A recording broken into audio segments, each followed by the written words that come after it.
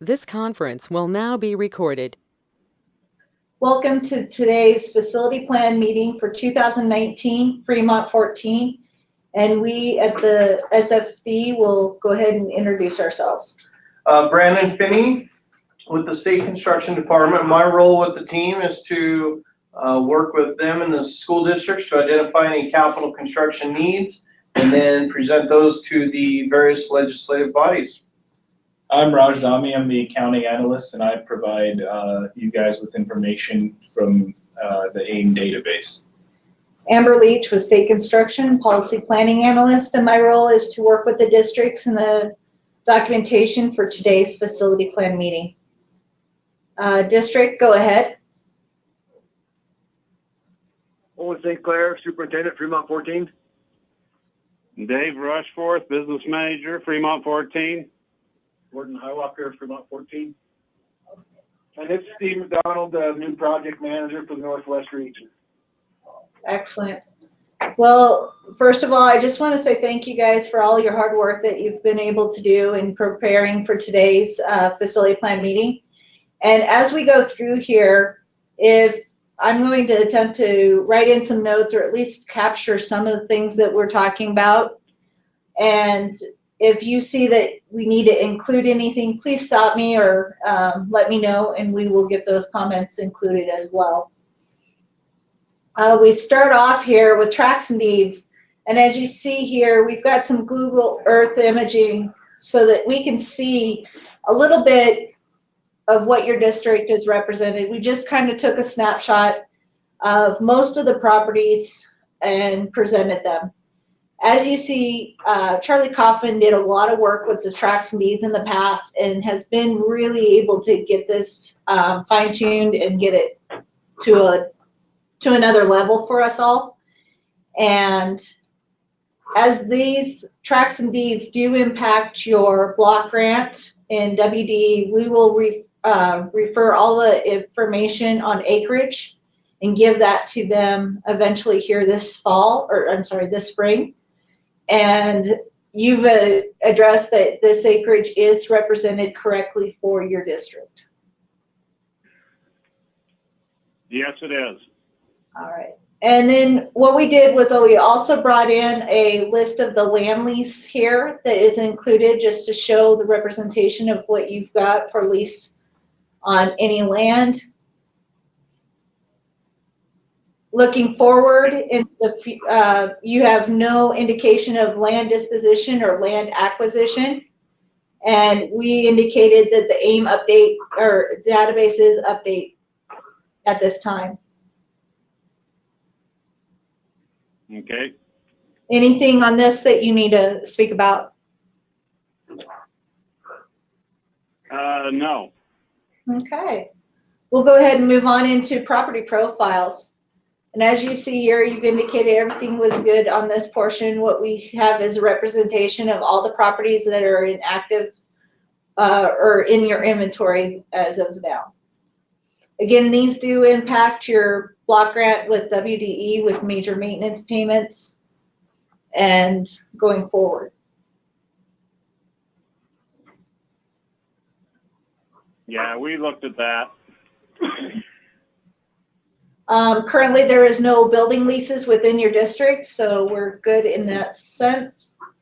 You validated that the list of enhancements report was correct and accurate, and you had no indication of any other enhancement acknowledgments that you're going forward with at this time. So we've noted here that the AIM database is up to date. At this point in time, yes. You're not supposed to change anything on me, Dave, now. I'm just qualifying everything. I appreciate it. At least it's given me a little bit of somebody to talk to here. No appropriations for us to visit about, so the district has no capital projects to report or us to talk about. That's now true. we get to security, and I'm going to hand this over to Steve that is in your presence. And Steve, are you good to talk about this portion at this time? Sure. Okay. So as me and Dave discussed a little bit, and you guys probably know, in 2014, the legislature appropriated $9 million to be used for security capital projects split amongst the districts. The chart you see here in front of you, there was 20 security elements identified. That appropriation was tied to the 8 highlighted security features there. So it was mandated that that $9 million be spent on one of those 8 particular items there. If you'll scroll down, Amber. Will do. And so you can kind of see in that chart there the different elements that you guys were appropriated money from. What we're doing right now, a work order is in progress right now to move all those monies in that security capital under the two-way communications bucket. And we've got, $199,000 two-way project that these guys are just getting ready to put out. So we've discussed, we're going to go ahead and expend all of those capital monies that you have in there to get this two-way radio project off the ground. The one thing I will let you know is there's an additional appropriation before the legislature. They're looking at appropriating an additional $4.9 million for security capital money. That decision will be made next year. But what they're going to allow with that money is they'll open it up to where you can use it for any of those 20 security items. So fingers crossed, if that is approved by the legislature, you'll get another bucket of capital money here that you'll have a lot more freedom to use. That segues us to the 10% security changes that again the legislature did. A couple of years ago was allowed you to free up and use 10% of your major maintenance funds on security projects. The way these funds can be used differently than regular major maintenance is they can actually be used to add new things or to make changes that regular major maintenance does not allow you to use these funds for. And I see that you still have pretty much your whole bucket of these funds here, so we can look at projects here to expend some of that money. The one thing we just need to point out, be careful about is it's looking like the legislature is not going to continue that sort of appropriation in the future. Looks like that's going to kind of come and go, and they're not going to allow that appropriation to continue. So we do not want to overspend that $110,000, but there'll be no backfilling. But Steve, that's not in addition to our major maintenance funds. So that's if we have, and right now we have been working on the roof systems and redoing roofs and stuff like that with that, major maintenance.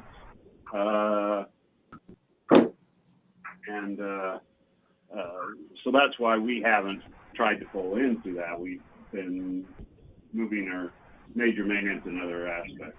And that's, yeah, I appreciate you bringing that up. That's understandable. They're just saying that basically they freed up to where, if you wanted to use those dollars, again, you have a lot more freedom to use those in regular major maintenance. We all know regular major maintenance, you can't build anything new, you can't really change systems and things like that. Those security dollars you can't. So again, up to the district where you sit on that. We just wanted to make you aware that those funds are there, and that in the future, if you do drain that, that'll probably sit there. But once you do drain that, there'll probably no back funding of those monies as well. And the last thing we like to point out is they're just like, there are grants out there that the district can search out, Homeland Security grants, Department of Justice grants. We know some districts that have had some success going after those type of things. So, as we're interested in looking into those things, we can point you to other districts that may have had some success or whatever. But, that pretty much kind of wraps the security. What kind of questions do you guys have other than what we've covered? I don't have any. Okay. Back to you, Amber. All right. So there's been a little bit of discussion in terms of that 10% major maintenance balance. For a while there, it was only in session laws that had applied the 10% security to 2017, 2018. The session law that came in between did not indicate any other deployments of funds. However, this year in session law, it does indicate that we will have another deployment of possible 10% money in session law for 2019. So we do have one more year coming out of major maintenance that of 10% security out of major maintenance will be represented. Now, again, that is out of your major maintenance. If you can use regular major maintenance on a project, then that's fine. You use that towards regular major maintenance. However, this other earmarked funds is there for your availability when you choose that you need it for projects going forward. And I was listening to you, District. Right now, you haven't touched that 10% because your funds have gone to other major maintenance projects out of that account, if I capture that correctly.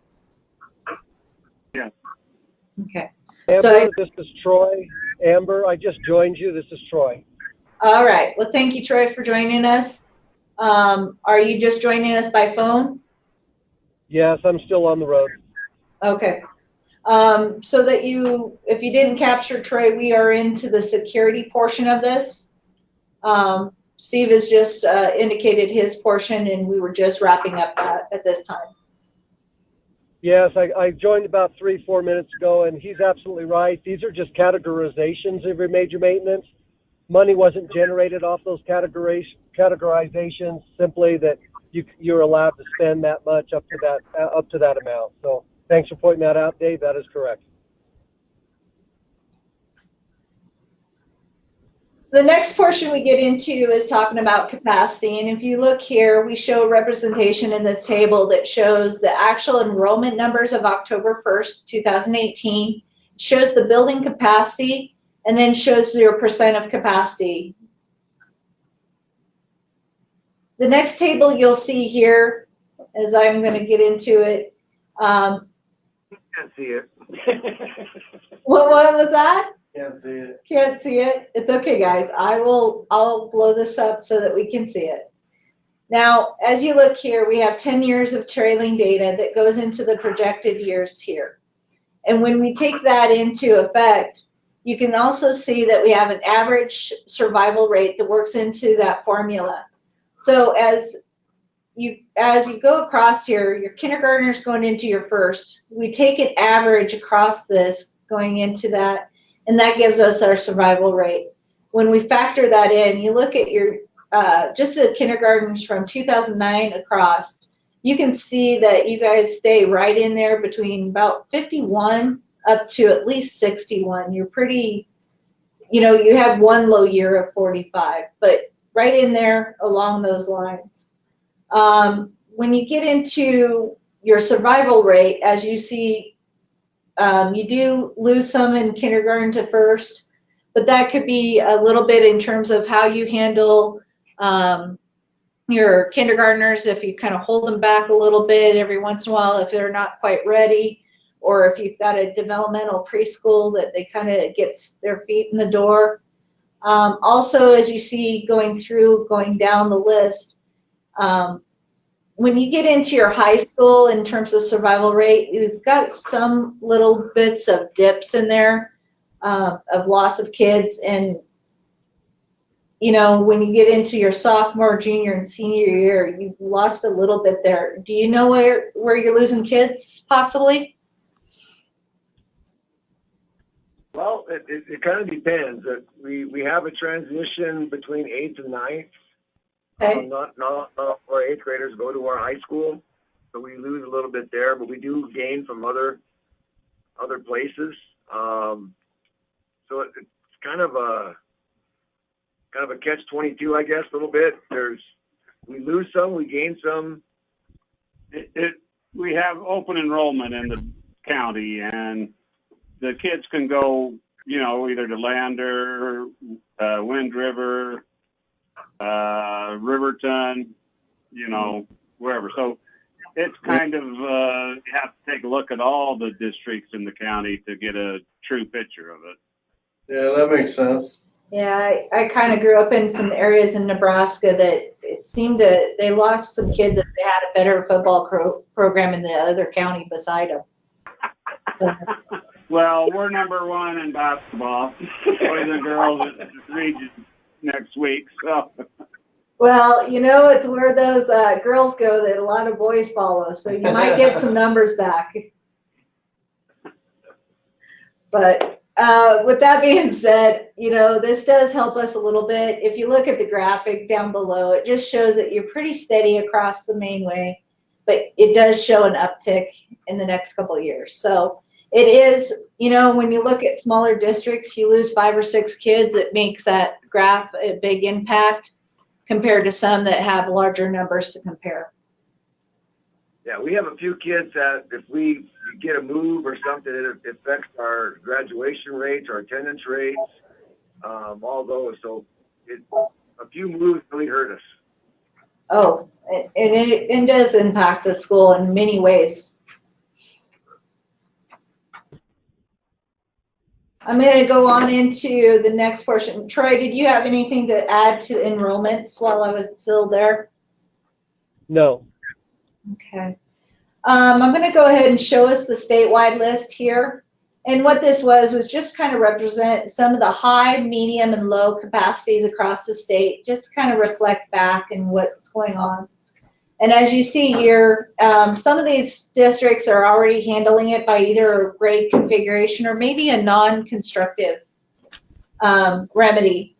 Now, a few of the districts are in the process of a Mercer study to determine some of their alternative options, and we'll go from there. Now, there is a couple districts that do have mothballed schools, but they may be bringing back online to address their capacity issues as well. That isn't anything to do with underbuilding new schools, is it?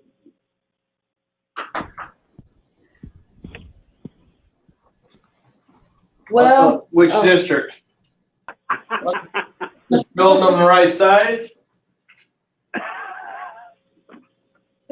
I've been in this too long, guys.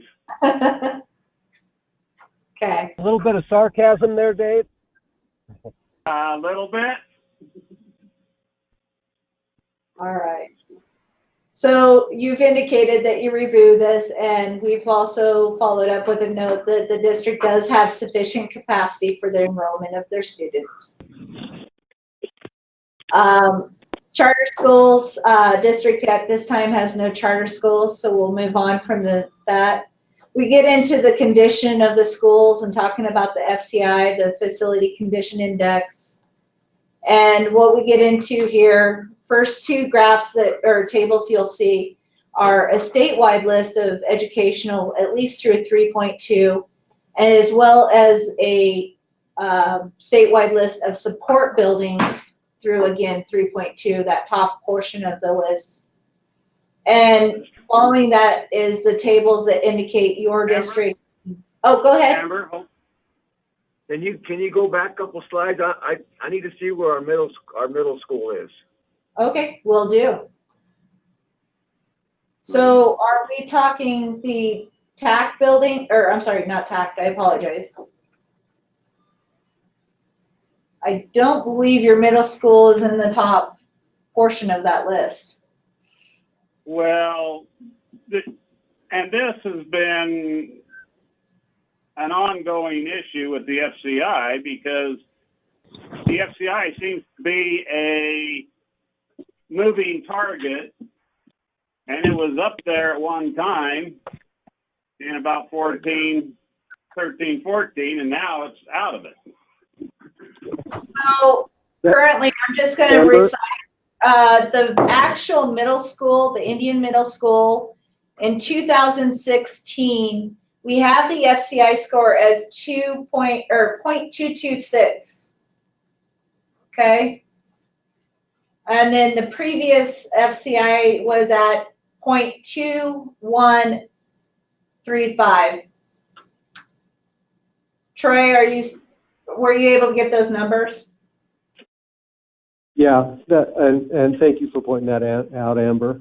As we've gone through, we've been able to modify that condition assessment to be even more accurate than it was originally. So, but yeah, the definitely you can see there was some change, but some of that change is due to a more accurate measurement of materials in the building. They used to, for instance, if you had different exterior components such as brick and ethos or whatever, we weren't able to capture that before. We just all consider it one number and estimate. But now we're able to break that out and by percentages and be more accurate. So the changes are due to two things. Number one is your buildings are aging, and number two is simply the fact that the condition assessment's better than it's ever been.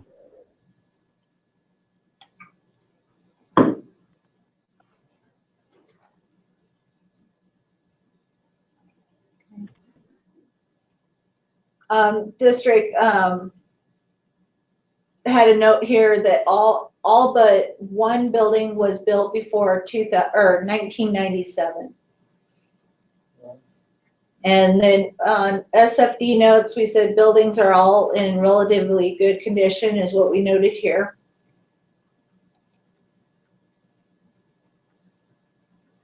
Well, as we have to tear into our middle school and redo plumbing and fixtures and everything else,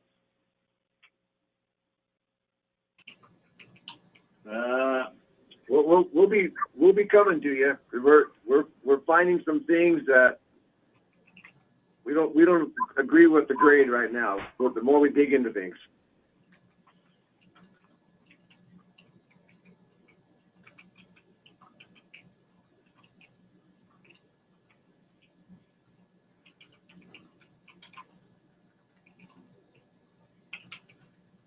So I've just got a quick note, and we may just rephrase this a little bit later. I have the district is addressing issues in the middle school, and the district is not agreeing with the FCI score represented.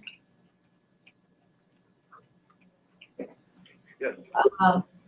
Just please note that, in here in 2020, we'll be doing that next assessment, and it'll be very important for those of your district that are involved in it to be very engaged with. First one, be at the training and know how to be engaging with that assessment team and measurement team. And I know, Dave, you've been down this road before in terms of assessments, so your engagement and whoever you bring along is important. But also, once that report and that data is released by the professional that goes through and assess these buildings, that you are reviewing it and making sure that it is addressing it correctly how you are seeing it as well, and visiting about those discrepancies. yeah, I've been down that road before, and they don't seem to, FEA or your CI doesn't seem to agree with the way we've written those things up, and doesn't change anything. So we'll do what we need to do. Okay.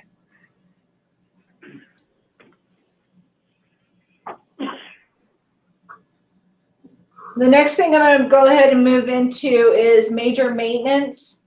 And district, thank you for working on cleaning up your old work orders, getting the statuses updated. And then what we've also done is be able to capture the new work orders and go forward. As you see here in the, oh, go ahead. Amber? Yes. Along those lines, because I talked to Janet and I've now talked to Steve, but in about 2014, we switched over to a new email address. In Ames, it is still sending any notifications to my old FRE14.K12.WI.US, which I don't use anymore. Oh, no. Can somebody get that straightened out? You got it, Tesla. Tesla. In other words, I don't get notified when anything comes back Oh. Or- No, I agree. Things like this that come up in terms of the facility plan that we need to address, we're going to get that on our task list to have somebody address getting the correct email address to you to get those that communication from AIM to you properly. And Hey, Janet, Raj. when I talked to them, they looked in it and said my Fremont 14 address under my profile is fine, but it's still not coming. Okay. Something in the background, probably under one of the old versions of Ames, still has it sitting clear back there, and it may need to go to JJ, who seems to know that system in and out. Yeah. Well, repeat or outline the email it should go to. I'm going to send him a note right now. Dave.rushforth at WYO4life.net.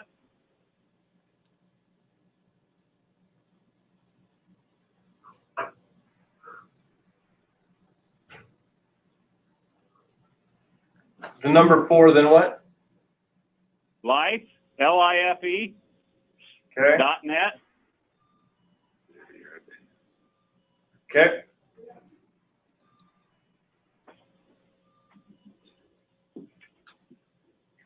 We'll even maybe send a test here. I'll work on it right now. All right, we have Brandon all over this trying to, we'll get something resolved, or if not, we will get something later resolved there. Dave, is there anything else that's been going on that you need help with the AIM that you know of? No, Okay, no, just that. just that. Okay, perfect. So the next thing you see here is this table with the major maintenance 680. And what this represents is what was 2018's fiscal year, what your payment was that year, what the ending balance of your account was. It also represents the total expenses during 2018. It shows that you have a total 8% balance. It also shows that you have 10% enhancement balance represented there, as well as your 10% security ending balance. Going forward, we've been encouraging districts, if you've got an 8% balance there, that we would like you to, and that 8% balance is really like a 10% enhancement balance and definition of use. So if you have any enhancement projects going up, try to work with your project manager to utilize that 8% balance first and to get that bucket of money off of the books. Any questions on that 8% or this 680 balances? No. Okay. The next table you see just indicates what 2018, what the district had as major maintenance categories as well as expenses broken down. And the table following that breaks it down by building, by major maintenance categories and expenses. The next table, and I'm going to blow this up because I do see that it's quite small, so just bear with me. This is your low condition scores. This was what you've been able to provide. Different times we have representatives ask, are the districts addressing their low condition scores? And what we do with this table is you indicate how you're handling your low condition scores in the last couple of years. And we can relay this to anybody that's asking and show what the district and how the district is answering and taking care of them. District, did you have any questions or comments on this portion? No. Okay. We go into the next situation here, and this is talking about the statewide condition assessment. By state statute, the agency is required to go out every 4 years, and the last full assessment was done in 2016. This is the proposed schedule going forward and the next assessment that will roll out. The department will go out for procurement of a professional service next fall. Once we get that service professional in line, we will set up some training in the spring of 2020 around about April. And that is probably going to be in Casper, roughly a 4-hour training for those that are involved with that.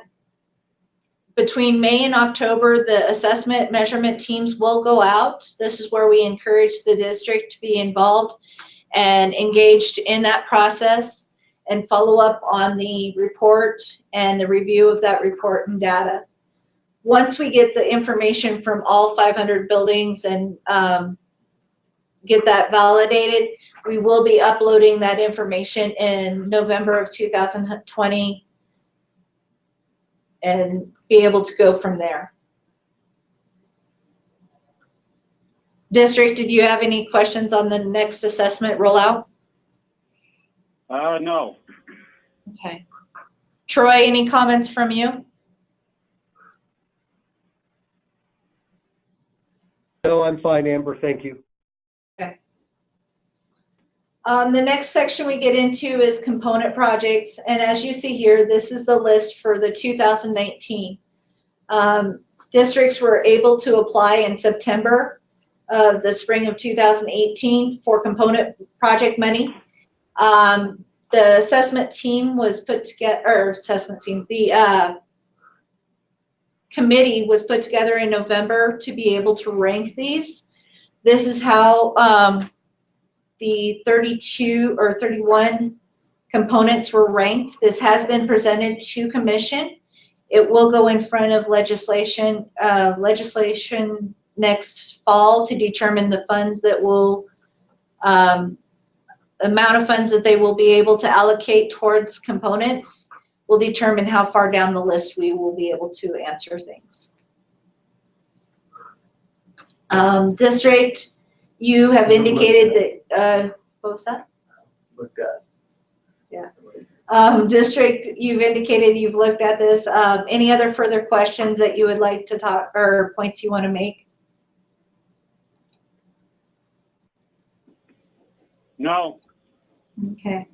In our notes here, we just have that the district is continuing to maintain their buildings with available major maintenance funds. The next portion, I'm going to go ahead and hand it over to Brandon Finney to talk about the legislative session. So a lot of the school districts follow quite a few of the statutes, but I'll hit some of the ones that apply to the facilities. The ones that are red are dead, so I won't hit those, but the green ones are the one's that are passed. First one's House Bill 52, Public Works and Contracts. That pertains to procurement of FF&E and states that the specifications need to be written for products that are available from Wyoming vendors. House Bill 65 will take the procurement dollars, the current bonding and procurement dollars on values on the school side. The bonding's at $7,500 and the bidding in 21-3-110 is at $25,000. What this does is increase all those dollars to $50,000. So essentially brings everything up to present value of today's dollars. House Bill 78 is major maintenance funding. So this one will take and distribute the, not this coming year, school year, but the next one. You'll be getting your major maintenance payments in quarterly payments. So right now you got a 75% check, and in September or so you got a 25% check. Now you'll get that dispersed in 4 payments over the calendar year.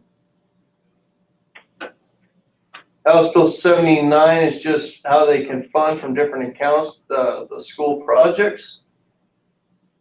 Moving down, House Bill 152 has passed, and it's about underground utilities. So if you're doing any civil work, the architect doing your drawings want to make sure he incorporates any of those requirements, because the fine went from $500 to $5,000 per incident. Senate File 49 is up there. It is yellow, but it has passed since this document was produced, and it's about private schools having the same programs and facility level of facilities as the public schools. Senate File 57 is also yellow, but it has passed since this document was created. And that's on public records request, so that would apply to the school districts. Senate File 74 is in yellow, but it has passed, and that's procurement.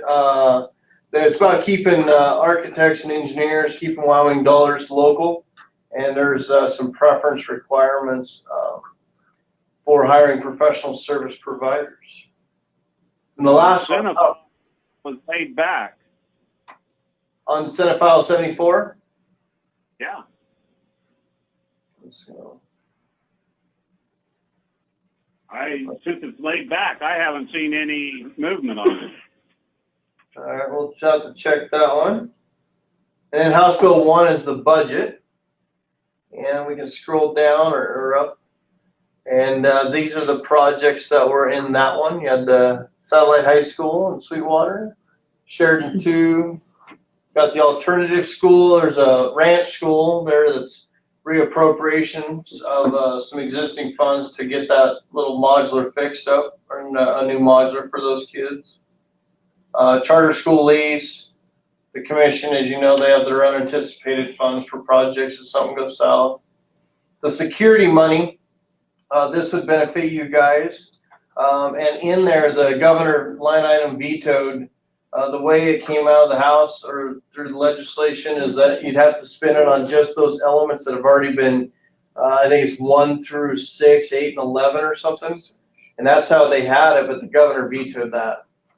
So that way we can spend it on any of the 20 and really move forward with the process we had outlined. Major maintenance, you'll see a little uptick in your payment when we ran the calculations due to the RS means number, a little bit of construction inflation. That number went up, so we asked for an extra $1 million. And then there's another charter school lease here in Laramie County.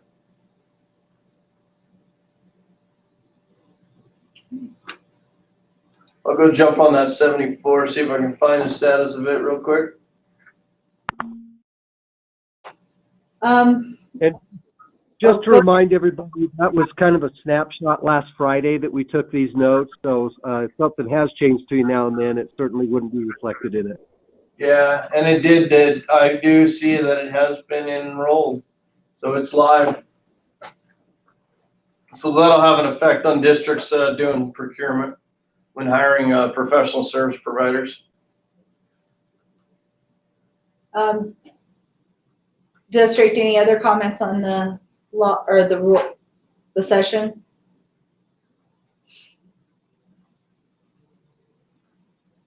Okay. I don't. All right. So the next portion I get into is the biennium budget request. And as you see here, we did not have any indication that you had any capital requests going into 2021 or 2021-22 budget or biennium budget. Is that correct? What I think we said is we will have to take a look at things, especially at this middle school. Right. I apologize. I needed to scroll down just a little bit more to grab that unique issues idea. Gotcha. So I just had a snapshot and I didn't take the whole picture in there. I apologize. So let's look at their conditions quick. And then Troy, you want to walk through the process? Maybe we scroll up, look at the condition, and walk through the process. Yeah, I wanted to confirm with Dave. Dave, specifically, what are you asking? What do you mean? What am I asking? Well, I'm asking is, are you asking for a capital project, and if so, what is the scope? What do you want us to put down?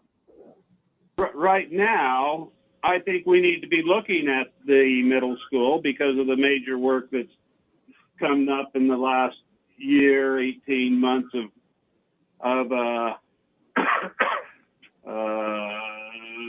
plumbing and other issues related to it, and say, is this condition score that we actually have that you're recording us, accurate? And should we not move into looking at, you know, a new middle school or major remodel or what? Okay, so what you're asking for then is a study to see what can happen with the middle school if appropriations became available. Is that correct? Yes. Okay, got it. And so we can put that down, guys, that the district is requesting a study to basically to evaluate when and if appropriations come, which is good. We can do that. We can write that down. And then Dave, and we'll put one more thing, Amber. You're typing as we speak, right? I'll wait for you, Amber. Let me know when you're ready. All right. So the district is requesting a study to evaluate the middle school. How else do you state that, Troy? I apologize. That's right. To evaluate the middle school to remedy condition concerns.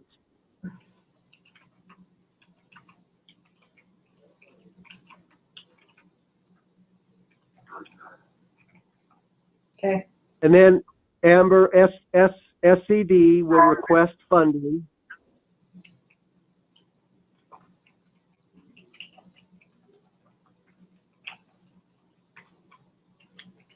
when Okay. when the building qualifies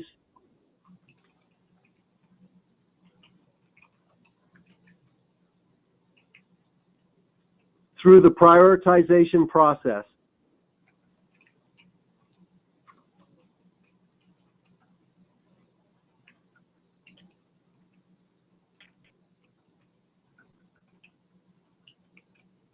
Okay. As one more sentence or one more part sentence, as determined by state statute and SFC rules and regs.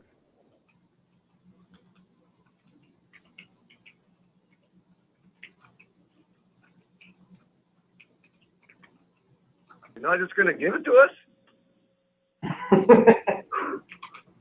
I'll tell you, I wish we had the money to do that. You wouldn't. We would love to do projects in every single district. Well, wait a minute. If you'd saved the money you spent on Natrona County and Laramie County, what's a $20 million to a little district like us? Hey, you forgot Albany County, Dave. Oh, Albany too, yeah. Huh? Well, we'll follow Anyway, the process and do the best we can and make sure we stick to the rules and regs. You bet. And so, district, we totally respect your request. Thank you, and we've got it noted. And you know that we have a very stringent and specific process we follow. And if it qualifies, we'll be more than happy to ask that. And what I don't want is a misunderstanding, because we've had this in the past where a district asks for something and doesn't get it. What your ask is independent from the process of prioritization. And as long as you understand that we're good, and we'll note it and move on, and hopefully you'll qualify.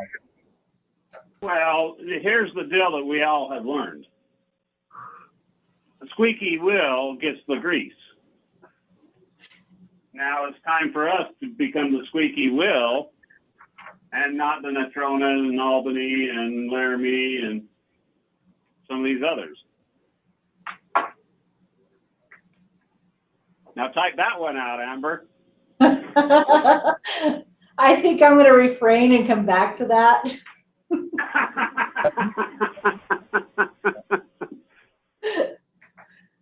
But we can capture that if you would like.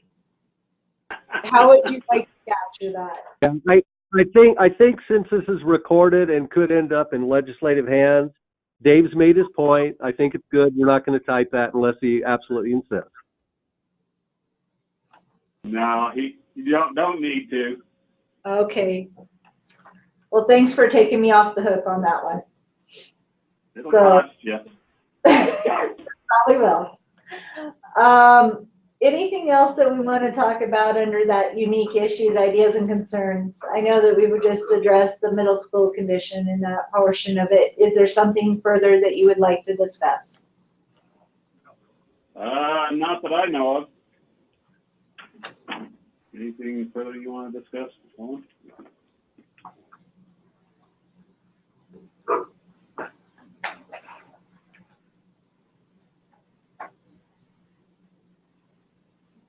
Steve, was there anything you would like to discuss now that you're right there with them?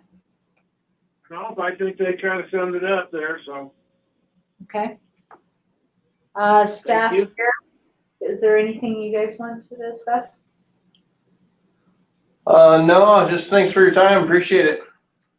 And district, thank you for the work you put into this facility plan this year. And Troy, any last comments? No, Steve, I look forward to meeting you in person. I don't think I have yet. Whatever. All right, district, if that is, we'll go ahead and sign off for today, and thank you again. Okay, thanks.